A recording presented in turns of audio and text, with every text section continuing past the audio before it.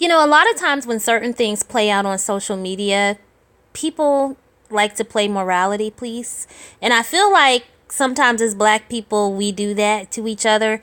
So let's have a conversation because the young lady involved in the incident at the Opera nightclub in Atlanta has obtained legal representation.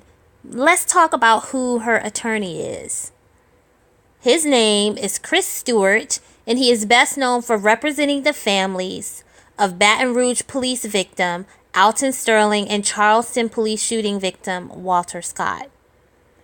And he has also represented a number of women who have been victims of sexual assault, including a Clayton County rape victim that was awarded $1 billion in damages last year.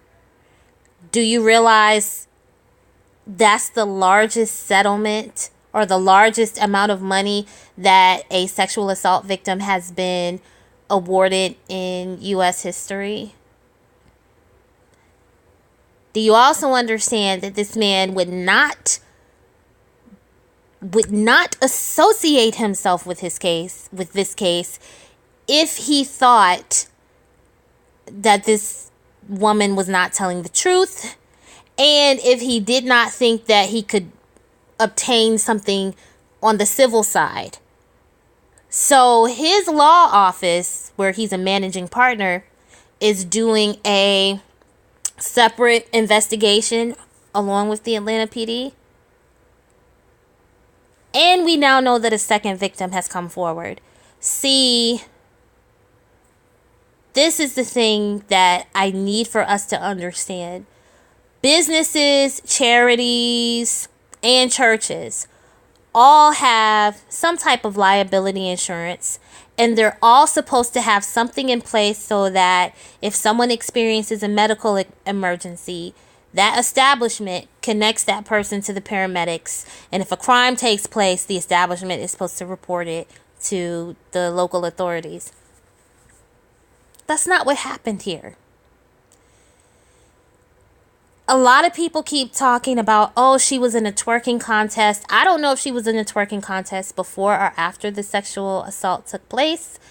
However, what I do know is that what the witnesses at the club who were at the club that night are saying is they're saying that after she got off stage, she passed out again. We see her looking like she's slipping in and out of consciousness several times during the evening. And whether or not you think she should have been there, it has nothing to do with that club's liability. And that's where this attorney is going to step in. Also, if you've ever been involved in a car accident or in any situation where you were injured and it wasn't your fault, maybe you were injured on a job or a business. Once your medical insurer finds out, oh, wait, someone else is responsible for this injury, they go through something called the subrogation process. So when this young lady went to the ER, if she had any type of medical insurance, when she went to the ER, filed her claim, and then the medical insurer finds out, oh, wait a minute, this is what happened to her. Like there's a date rape drug in her system, and all of this took place at a business establishment. Let me explain something to you. Her medical insurer is going to be contacting that club's liability insurance company to say, you know what?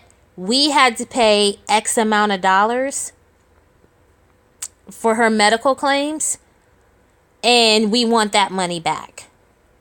Now, what may happen is if there's any type of settlement, then the medical insurer would be in touch with her attorney. And so if there's any type of civil settlement, then the medical insurer will be reimbursed through that process. But please understand, this case has taken a different turn now because of who is representing her. Because like I said, this guy is the kind of attorney that's not going to take on any old type of case. He's not going to involve himself in the case unless he thinks he's going to win. And I do think he may be this generation's version of like the, the Johnny Cochrans, the F. Lee Baileys, and so on and so forth. Okay?